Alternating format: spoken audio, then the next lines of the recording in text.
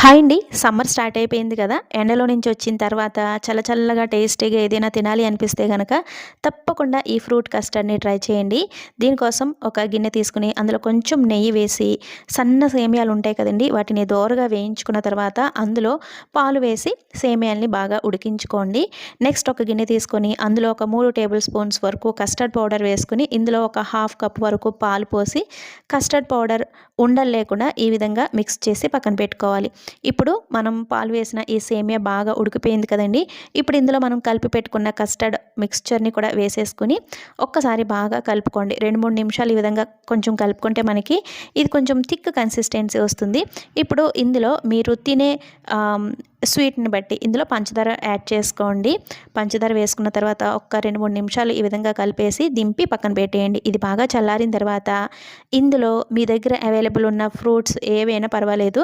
Fruits అన్నీ కూడా ఇందులో ఈ విధంగా చిన్న ముక్కలుగా కట్ చేసి వేసుకోవాలి. నా దగ్గర ప్రస్తుతానికి బనానా, యాపిల్ అలాగే గ్రేప్స్ ఉన్నాయి. వీటిని సన్నగా కట్ చేసి ఇందులో వేసుకుంటున్నాను. అలాగే ఇందులో మీ దగ్గర అవైలబుల్ ఉన్న డ్రై ఫ్రూట్స్ అంటే బాదం, పిస్తా, వాల్నట్ ఇటువంటివి కూడా సన్నగా కట్ చేసి వేసుకోవచ్చు.